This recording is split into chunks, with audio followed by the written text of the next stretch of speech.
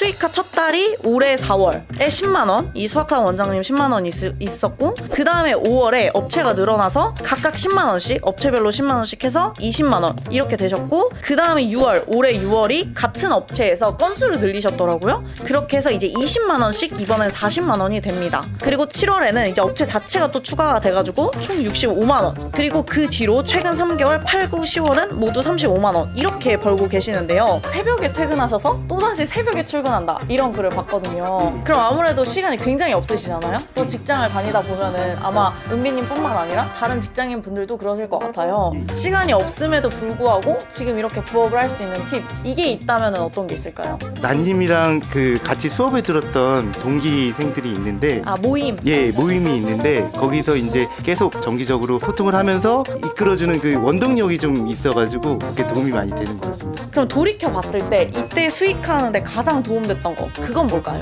란님께서 그냥 를 단순하게 쓰는 게 아니라 그 원하시는 거를 녹여가지고 쓰라고 하셨거든요.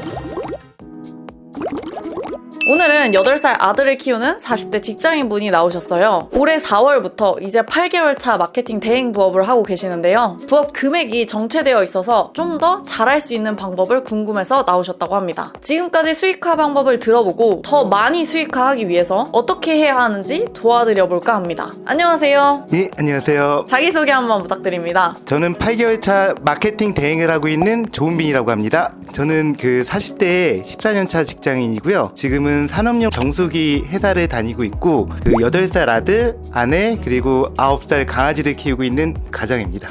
그러면은 이 부업을 시작하게 된 계기가 어떻게 되세요? 작년 9월쯤에 우연히 유튜브로 란님 영상을 봤어요. 근데 부업 영상이었는데 되게 실행력이 되게 좋으시고 왠지 모르게 믿음이 약간 가고 싶어지는 인상이셔가지고 그거를 계속 보고 있다가 한 연말에 란님께서 오프라인으로 마케팅 강의를 한다는 걸 보고 고민을 하다가 수강을 하게 됐습니다. 그러면 마케팅 대행 부업의 초창기 시절 이야기를 좀 들어볼게요. 제가 은비님이 수익 인증 글 쓰신 거를 봤는데요. 거기 보니까 새벽에 퇴근하셔서 또다시 새벽에 출근한다 이런 글을 봤거든요. 네. 그럼 아무래도 시간이 굉장히 없으시잖아요. 또 직장을 다니다 보면은 아마 은비님 뿐만 아니라 다른 직장인 분들도 그러실 것 같아요. 시간이 없음에도 불구하고 지금 이렇게 부업을 할 수 있는 팁, 이게 있다면 어떤 게 있을까요? 일단 마케팅 대행하는 게 시간이랑 장소를 구애받지 않고 노트북만 있으면 어떤 공간에서라도 할 수 있어가지고요. 그런 것들이 참 좋았던 것 같습니다. 유럽 여행 다니면서 사실 부업을 한다는 게 엄청난 거잖아요. 사실 맞아요. 네. 너무 좋았어요. 그런 게 좋으셨고, 또 뭐 내가 너무 힘들지만은 그럼에도 불구하고 새벽에라도 글 쓸 수밖에 없는 그런 환경은 또 뭐가 있을까요? 란님이랑 같이 수업을 들었던 동기생들이 있는데, 모임. 예, 모임이 있는데 거기서 이제 계속 정기적으로 소통을 하면서 이끌어주는 그 원동력이 좀 있어가지고 그게 도움이 많이 되는 것 같습니다. 그 모임에는 지금 몇 명 정도 있으시죠? 처음엔 되게 많았었는데 이제 좀 꾸준히 하시는 분들은 그래도 한 7, 8명은 있는 7, 것 같습니다. 8분. 예. 거기가 지금 아마 나이대가 거의 다 비슷하시죠? 네, 저랑 나이대가 비슷한 분들. 나이대가 있으시고, 또 거기가 아무래도 지금 굉장히 열심히 하시잖아요. 예. 그쵸? 그래가지고 안 그래도 오늘 아침에도 그 단톡방에 엄청 열심히 하시는 분이 있으셨다고 예. 들었는데, 거기 그럼 단톡방에서는 보통 어떤 규칙들이 있나요? 서로 이제 쓴 것들을 보면서 서로 피드백을 해주기도 하고요. 그리고 좀 힘들거나 고민 같은 거 있으면 공유하면서 서로 동기부여를 해주는 편입니다. 예. 보통 그러면은 이제 은비님 같은 경우는 이 부업을 하기 위해서 블로그 쓰는 시간은 언제 가장 많이 쓰세요? 저 같은 경우는 퇴근하고 나서 보통 저녁 시간이나 밤 시간 활용해갖고 쓰고 있고요. 처음에는 솔직히 쓰는데 되게 오래 걸렸었는데 100편 넘게 쓰다 보니까 쓰는 시간은 2시간 이내로 쓸 수 있게 됐던 것 같습니다. 원래 처음에 그러면 쓰실 때는 블로그 쓰는데 얼마나 걸리셨어요? 처음엔 8시간, 9시간 걸렸던 것 같아요. 근데 이제 100편 정도 쓰다 보니까 한 2시간 정도로. 예, 2시간도 안 걸릴 때도 있고요. 오. 예. 그러면 한번 수익화 했던 과정을 한번 봐볼게요. 수익화 첫 달이 올해 4월에 10만원, 이 수학학 원장님 10만원 있었고, 그 다음에 5월에 업체가 늘어나서 각각 10만원씩, 업체별로 10만원씩 해서 20만원 이렇게 되셨고, 그 다음에 6월, 올해 6월이 같은 업체에서 건수를 늘리셨더라고요. 그렇게 해서 이제 20만원씩 이번엔 40만원이 됩니다. 그리고 7월에는 이제 업체 자체가 또 추가가 돼가지고 총 65만원, 그리고 그 뒤로 최근 3개월 8, 9, 10월은 모두 35만원 이렇게 벌고 계십니다. 계시는데요. 지금 각 업체 맡으신 지는 얼마나 되셨죠? 일단 그 처음 시작한 수학 원장 선생님께서 소개를 해주셔가지고 네네. 그 또 다른 과학학원을 월 처음엔 3건으로 시작을 했었고요. 그게 이제 7월 달부터 시작을 했고요. 아, 네네. 예, 근데 이제 지금은 뭐 2편을 하시길 원하셔서 지금 2편 하고 있고요. 그리고 5월 달에 그 라님께서 또 크몽에서 그 영업하는 것도 괜찮다고 해서 거기다가 그냥 글을 써놨더니 연락이 철거업체에서 오셔가지고 네. 거기는 이제 뭐 기약 없이 그냥 연락 주시면 써달라고 하실 때 쓰고 건당 5만 원으로 해가지고 진짜 제가 하라는 대로는 하셨네요. 편지 주라고 해서 편지를 주고 그 다음에 크몽에 올리라고 해서 크몽에 올리시고 이렇게 하셨네요. 예, 맞습니다. 그럼 지금 하고 있는 업체는 수학학원, 과학학원, 철거업체 이렇게 되고 계시네요. 그럼 각각 몇 개월 정도 되셨어요? 수학학원은 수학학원이 8개월이고요. 8개월 정도 됐고 철거업체는 7개월 정도 된 거고 7개월이고 과학학원이 5개월 정도. 5개월 정도. 아, 그럼 되게 한 번 업체를 맡으시면 굉장히 오래 하시네요. 그러니까 한 번 맡으면은 그 뒤로 좀 장기적으로 그래도 꽤 수익을 가져다 주는 업체들이 있으신 건데, 그럼 돌이켜 봤을 때 이때 수익하는데 가장 도움됐던 거 그건 뭘까요? 일단 라님이 그 영업하라고 말씀하셔가지고 그냥 하란 대로 해가지고 그때 편지를 주셨던 거 예. 말씀하시는 거죠? 근데 이게 편지를 준다고 해서 꼭 연락이 오고 이러는 건 아니잖아요. 맞아요. 라님께서 그냥 편지를 단순하게 쓰는 게 아니라 설득하는 글쓰기, 그 원하시는 거를 녹여가지고 쓰라고 하셨거든요. 그러니까 수학학원 원장님이 이 편지를 읽었을 때 내가 도움이 된다. 예. 이걸 좀 제가 꼭 써달라고 말씀을 예, 드렸었죠. 맞아요. 예, 그래서 그런 것들을 좀 어필하려고 노력을 해갖고 글을 썼고요. 마침 그 글을 되게 좋게 봐주신 것 같아요. 그래서 처음 아무래도 만날 때 이게 아무래도 편지를 주다 보면은 그 편지를 받고 그 다음에 만날 때 분위기가 전 좀 다르다고 느끼거든요. 저도 처음에 이 부업을 시작할 때 편지를 줬었거든요. 근데 사실 편지를 뭐 한 20개 뿌려도 한 분 연락 올까 말까예요. 그렇지만 그렇게 한 분이 연락이 왔을 때 저랑 처음 만났을 때 그 느낌이 굉장히 전 좋아가지고 그렇게 요청을 드렸던 건데, 그게 아마 좀 효과가 있었던 것 같아요. 저한테 그 수익인증 글 적어주신 거에 보니까 이런 얘기를 써주셨더라고요. 제가 진짜 하나부터 10까지 세세하게 가르쳐줬고, 그리고 나는 그냥 하라는 대로 했다, 이렇게 말씀을 해주셨는데, 제가 사실 강의나 또 그리고 평상시 우리 모임 같은 데에서도 강조하는 것들이 굉장히 많잖아요. 그 중에서도 은비님이 딱 해봤을 때, 실천해봤을 때 가장 좋았던 것, 이런 것들을 좀 말씀해 주실 수 있을까요? 일단 라님께서 영업을 필수적으로 하라고 말씀을 하셨고, 그래서 처음에는 영업을 했어요. 하라는 대로. 그래가지고 이제 그 편지랑 그 제안서. 예, 제안서를 가지고, 근데 마침 안 계셔가지고 제가 그냥 그 편지랑 제안서를 놔두고 왔어요. 근데 그때가 금요일날 저녁이었는데 월요일날 오전에 연락이 바로 왔어요. 아, 그러니까 처음에 이제 강의를 들으시고 나서 제안서를 처음 주신 게 보니까 3월 말 정도에 강의를 듣자마자 제가 말씀한 그대로 근처에 있는 수학학원에 직접 쓴 편지를 전달 드렸다고 하시더라고요. 근데 거기 갔는데 이제 아무도 안 계셔가지고 그냥 편지만 두고 오셨다는 그 말씀이시죠? 예, 맞습니다. 그 업체를 아직까지도 하고 계시나요? 예. 그러면 지금 몇 개월 정도 된 거죠? 4월부터 시작했으니까 8개월 정도 된 것 같습니다. 예.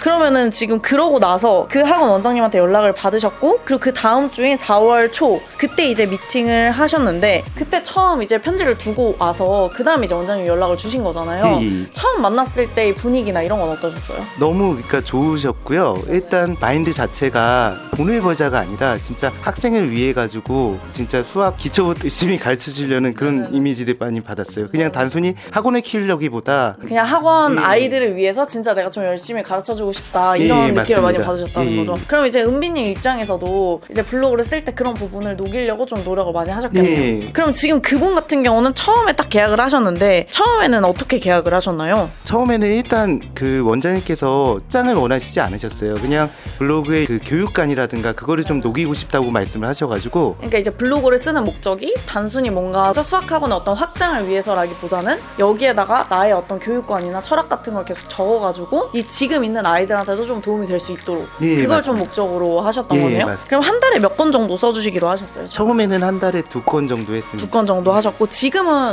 몇 개 정도 쓰시나요? 지금은 이제 재밌으시다고 4건으로 좀 늘려주신 상태. 한 달에 4건 정도로? 예. 그럼 처음에 한 달에 2건 계약하셨을 때는 얼마 정도 받고 시작을 하셨나요? 건당 5만 원이었으니까요. 네, 건당 5만 원 해서 총 10만 원 정도로 시작하셨고, 지금도 똑같이 건당 5만 원씩 해서 20만 원씩 받고 계시는 거네요. 지금 이게 8월에 적어주신 사례를 봤더니 좀 특이한 게 있더라고요. 이게 이제 단순히 지금까지는 아예 다른 업체를 마케팅 대행을 맡아서 글을 적어주셨다면 8월에는 현재 근무하시고 있는 회사, 그러니까 본업이죠. 본업 회사의 블로그를 작성했는데 15억짜리 문의가 왔다고 들었거든요. 이건 어떻게 된 건가요? 저희가 하는 일이 산업용 정수 시스템이다 보니까 시스템으로 계약을 하게 되면은 금액이 좀 높게 나와요. 근데 마침 제 블로그를 보고 하고 글을 쓴 게 있는데 네네, 그러니까 상업용 정수기에 관련된 글을 작성하신 거죠? 예, 맞습니다. 근데 사실 이 회사에 블로그를 대신 적어주는 거는 어떻게 보면은 회사 사장님이 뭐 좋아할 일이긴 하지만 굳이 내 시간을 들여서 또 하신 거잖아요. 네. 어떻게 이제 내 본업에도 적용해봐야겠다 이런 생각이 어쩌다가 드시게 되셨어요?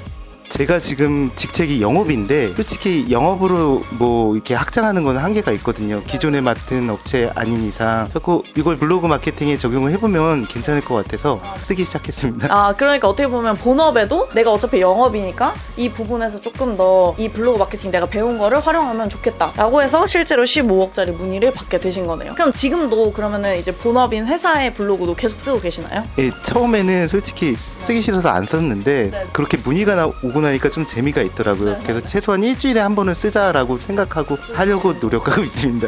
그러면 이런 영업 부분에 대해서 조금만 더 여쭤볼게요. 이제 은비님 같은 경우는 원래 영업을 하셨었던 분이라서 그런 건지 모르겠는데 사실 처음에 이제 이 마케팅 대행 부업을 하시는 분 중에서는 영업을 굉장히 힘들어 하시거든요. 특히나 막 직접 편지를 준다거나 이런 게 좀 부담스러워 하시는 분들이 있는데 혹시 이제 은비님 같은 경우는 처음에 뭔가 이렇게 제안서를 준다던가 이런 거에 있어서 좀 불편하거나 좀 나 좀 힘들다 이런 거는 없으셨어요? 저도 솔직히 사람이라서 네. 처음 보는 사람한테 이렇게 전달하는 게 좀 쉽지는 않았어요. 그래갖고 근데 제가 또 직장인이다 보니까 공교롭게도 항상 저녁에 가다 보니까 안 계셨어요.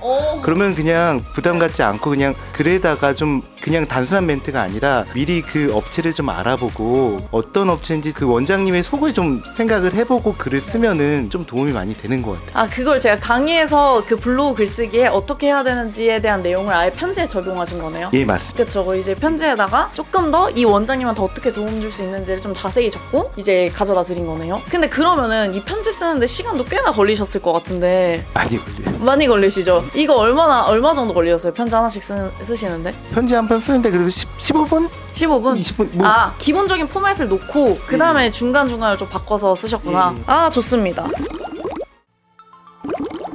연말에 그 란님께서 오프라인으로 그 마케팅 강의를 한다는 걸 보고 고민을 하다가 수강을 하게 됐습니다.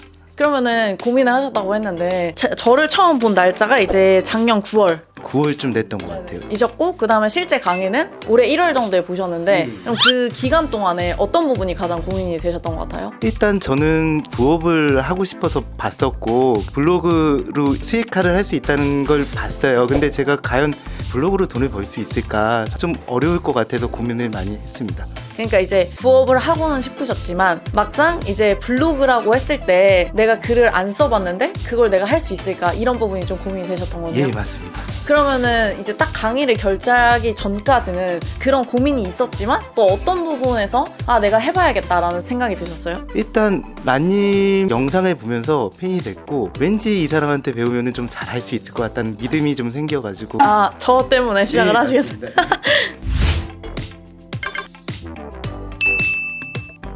우리가 배워야 하는 건 사장님의 매출을 올려줄 수 있는 글을 쓰는 방법입니다.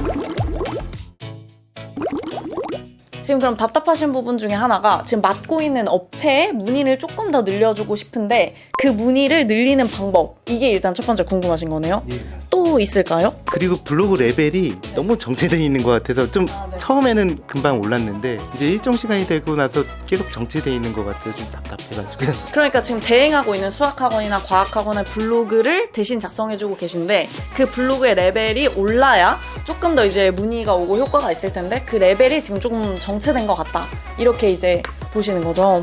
이 부분이 이제 답답하다고 하셨는데 이 부분에 대해서 제가 조금 더 피드백을 드리자면 사실 지금 제가 그 은비님이 오기 전에 저도 한번 이제 블로그를 쭉 봤어요. 이제 은비님이 쓰신 블로그를 봤는데 이 부분에서 이제 몇 가지 좀 더 피드백을 드리려고 해요. 일단 제가 글을 보니까 현재 문의를 맡겨주신 그러니까 수학학원, 과학학원 원장님 그리고 뭐 이제 철거업체 원장님들은 뭐 후기를 보니까 블로그 자체에 큰 불만이 있으신 건 아닌 것 같아요. 큰 불만이 없으시니까 아무래도 주기적으로 지금 거의 막 5개월, 6개월, 뭐 8개월 이렇게 맡기시는 것 같아요. 봤거든요. 근데 이게 아마 왜 그런 것 같냐면 지금 맡고 계시는 수학학원이나 과학학원 원장님들이 기존에도 블로그를 쓰셨더라고요. 보니까 이제 은비님이 쓰기 전에도 그거에 비해서 은비님이 쓰신 글이 훨씬 퀄리티가 좋아졌어요. 그러니까 내용이 당연히 좋아질 수밖에 없죠. 그래서 아마 이 원장님들이 만족하시지 않았나 싶은데요. 그럼에도 불구하고 제가 이제 운영하고 계신 블로그를 봤을 때 제가 강의에서 강조드렸던 부분 중에서 적용이 안 된 부분들이 있더라고요. 그래서 그 부분들을 조금 더 피드백을 드리면 좀 좋을 것 같아요. 이 부분을 이제 제가 왜 좀 피드백을 드려야겠다 생각을 했냐면 아까 말씀하셨던 게 두 가지였거든요. 첫 번째로는 문의를 좀 더 받게 하고 싶다. 그다음에 두 번째로는 블로그 레벨이 올랐으면 좋겠다 라고 말씀을 하셨는데 사실 이 두 개가 같은 말이에요. 그죠? 왜냐면 블로그 레벨이 올라가야지만 좀 더 많은 사람들한테 이 업체들의 블로그가 이제 노출이 될 거고요. 블로그 레벨이 올라야 이 블로그들이 좀 더 많은 사람들한테 보여질 거고요. 좀 더 많은 사람이 보여져야 그래야 문의가 오겠죠.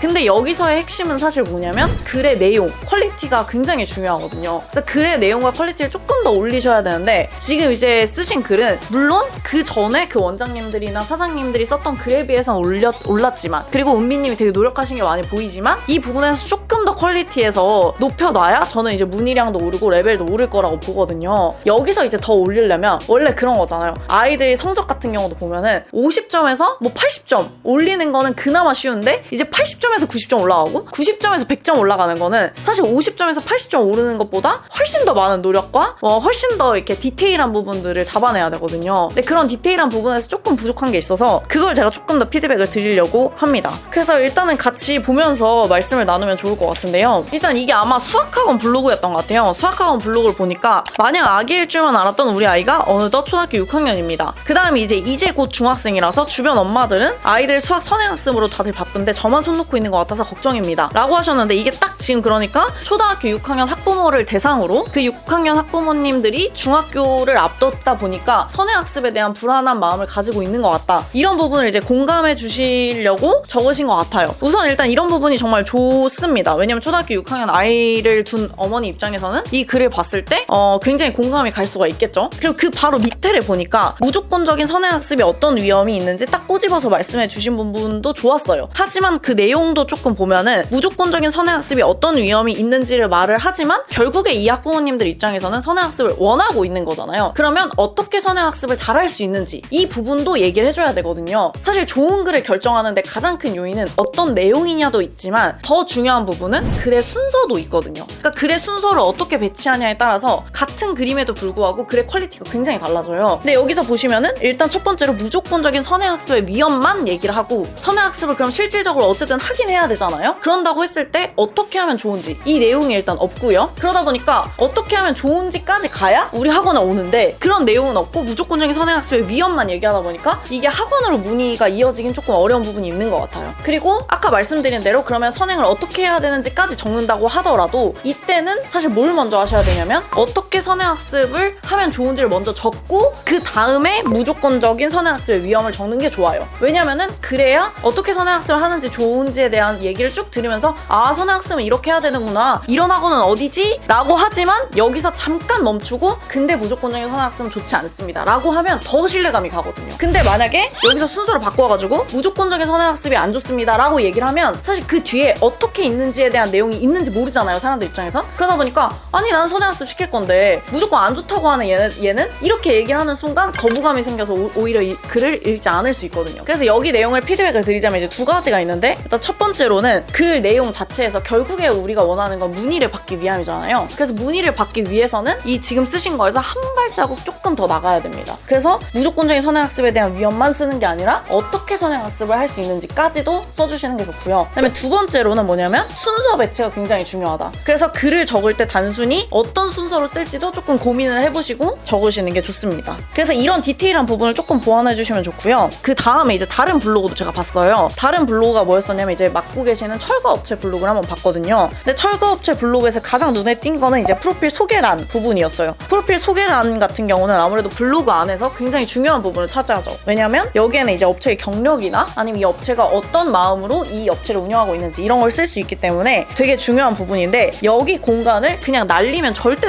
안 되거든요. 왜냐면 여기에 이제 이력이 좀 직관적으로 보이는 부분이기 때문에 그런 건데요. 예를 들면 여기에는 학원이라면 뭐 3개월 만에 내신 4등급에서 1등으로 올라왔다. 뭐 이런 사례를 넣어주는 것도 좋고요. 혹은 철거 업체라면 어떤 현장에서 철거를 해왔는지, 예를 들면 철거 업체도 규모가 되게 다양하잖아요. 조그마한 규모도 있고 큰 규모도 있을 거란 말이죠. 그러면 이제 큰 규모의 공사도 우리가 할 수 있다라던가, 또 철거도 건물 철거까지 할 수 있냐 아니면 그냥 상가 철거만 하냐, 이런 범위가 굉장히 다르거든요. 그럼 범위도 어디까지인지 이런 걸 좀 적어주시는 게 좋거든요. 근데 이제 이런 부분들이 조금 모자란 거를 봤어요. 왜냐면 철거 업체 같은 경우도 소개 부분이 굉장히 빈약하고요. 학원에서 적은 소개 같은 경우도 굉장히 조금 부족해서 이런 부분을 조금 더 보완해 주시면 좋을 것 같아요. 왜냐면 이 소개란 같은 경우는 고객 입장에서는 이제 은비님이 쓴 글을 쭉 보잖아요. 그리고 나서 마지막에 이 업체가 진짜 괜찮은 업체인가를 마지막으로 딱 점검하는 그 곳인데 그 소개란이 부족하다 보니까 아무래도 실제로 봤다고 하더라도 문의까지 이어질 확률이 조금 덜 할 수 있어서 이런 부분을 보완해 주시면 좋을 것 같고요. 그리고 마지막으로 한 가지 더 보완할 부분을 말씀드리면 바로 사진 자료예요. 지금 은비님이 쓰신 글들을 쭉 봤을 때는 AI 사진을 굉장히 중점적으로 많이 활용을 하셨더라고요. 물론 AI 사진을 활용해서 쓴 블로그가 나쁘다는 건 아닙니다. 근데 사실 이 사진의 역할은 크게 두 가지가 있어요. 일단 첫 번째로는 이 블로그가 고객들한테 보여지기 위해서, 쉽게 말하면 우리가 이거를 블로그적 용어로 이제 상위 노출이라고 얘기를 하죠. 상위 노출이 되도록 하는 데 역할도 있지만, 두 번째로는 사실 이 글의 내용을 뒷받침하는 용도도 있거든요. 그래서 사람들이 이 글을 보고 나서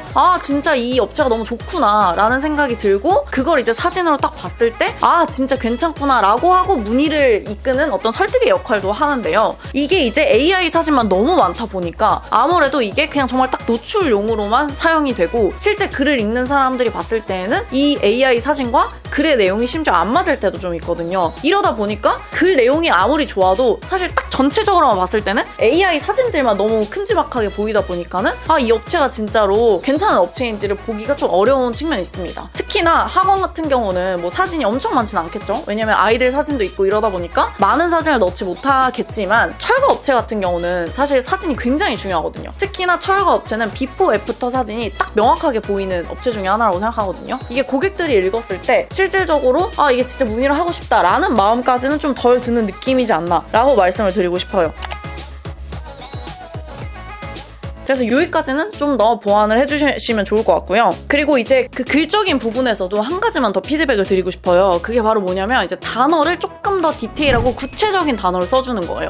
예시 중에 하나를 아예 보여드릴게요. 이건 아마 이제 은비님이 쓰신 수학 블로그 중에 하나였어요. 여기 이제 쓰신 것 중에 첫 번째가 꾸준한 복습 습관 기르기, 그다음에 두 번째가 틀린 문제 다시 풀어보기, 뭐 이런 말들이 있었는데, 사실 이런 말들은 이 학원이 아니더라도 다른 학원에 그대로 넣어놔도 성립하는 말들이거든요. 근데 이런 말들을 계속 쓰게 되면은 어떤 느낌이 드냐면은 뭔가 구체적으로 쓴 것 같지만 좀 애매한, 그러니까 딱 와닿지는 않는 말들이에요. 그러다 보니까 이런 말들에서 단어를 조금 더 구체적으로 적어줘야 돼요. 예를 들면 꾸준한 복습 습관 기르기가 아니라 복습을 주 몇 회 하기, 뭐 이런 식의 단어를 구체적으로 집어준다거나, 아니면 밑에 내용도 보면 매일 조금씩 복습하는 습관을 들이면 이라고 보면은 조금씩 이라는 단어도 되게 구체적이지 않거든요. 그리고 습관을 들인다는 것도 구체적이지가 않아요. 그래서 매일 조금씩 복습 습관을 들이면 이라는 단어보다는 매일 조금씩 복습 습관을 어떻게 들일 수 있는지, 이걸 좀 더 구체적으로 말씀을 해줘야 될 것 같아요. 뭐 그 예시 중에 하나가 뭐 예를 들면은 학원에서 했던 오늘 수학 문제 2개를 하루에 딱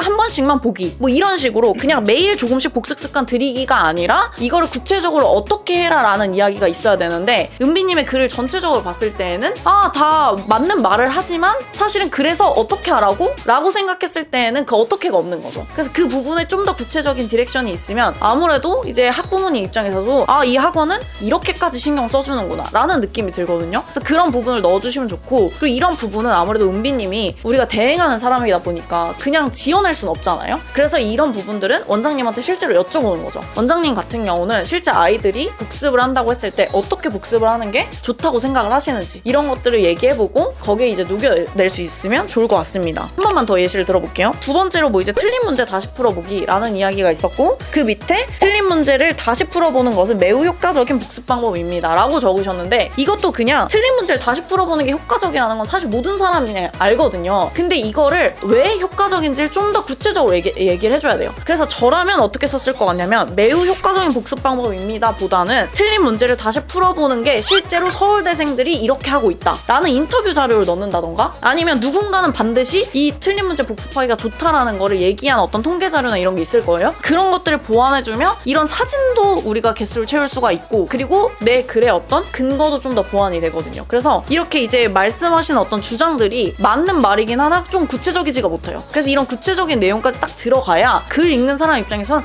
이 학원은 이렇게까지 신경 써주는구나 라는 느낌이 들면서 이제 문의율이 올라갈 수가 있고요. 뭐 저한테 이렇게 여쭤보신 분들도 많아요. 사실 AI나 챗GPT가 워낙 요즘에는 많이 나오잖아요. 그러다 보니까 이게 굳이 블로그 대행을 사람이 할 필요가 있나요? 비싼 돈을 주고 이렇게 건당 얼마씩 맡겨가면서 굳이 이렇게 대행을 하는 게 의미가 있을까요? 어차피 AI로 직접 쓰시면 되는데? 라는 말이 나오거든요. 근데 사실 AI가 쓰는 글들하고 사람이 쓰는 글에 가장 큰 차이를 줄 수 있는 부분이 방금 제가 말한 이런 디테일한 용어 사용이라던가 아니면 통계 자료를 붙인다던가 이런 것들이거든요. 왜냐면 AI는 통계 자료를 물어보지 않으면 적어주지 않아요. 근데 그 물어보는 역할은 사람이 해야 되거든요. 그렇기 때문에 그런 부분들을 AI보다 내 글이 좋으려면 그리고 그렇게 해야만 결국에 사람을 설득할 수 있거든요. 그러니까 AI는 사람을 설득할 수 없는데 사람은 사람을 설득할 수가 있어요. 그럼 그 역할을 내가 할 수 있어야만 사실 이 건당 금액을 받는 게 어떻게 보면 진짜 나의 어떤 밥값을 하는 거거든요. 근데 그런 사람이 돼야 결국에 나중에 AI가 아무리 발달이 돼도 머리가 끊기지 않고 그리고 내가 대응을 했을 때 실질적인 효과를 줄 수 있습니다. 그래서 실제로 지금 네이버 알고리즘이 발전을 하면서 가장 중요하게 여기는 게 뭐냐면 이런 AI가 쓴 글을 거르려고 굉장히 많이 노력을 해요. 왜냐면 그렇게 AI가 쓴 글을 무제한으로 배포가 되면은 퀄리티가 낮은 글이 계속 배포가 될 거잖아요. 그런 걸 네이버 알고리즘이나 뭐 네이버뿐만 아니라 모든 알고리즘을 굉장히 싫어하기 때문에 사람이 진짜 구체적인 단어를 써가면서 써줘야지만 블로그 레벨에도 장기적으로 영향을 미칠 수가 있습니다. 그러니까 레벨이 굉장히 높은 것까지 올리셨는데 여기서부터 이제 진짜로 잘하시려면 가장 중요한 거는 제가 지금 말씀드린 것들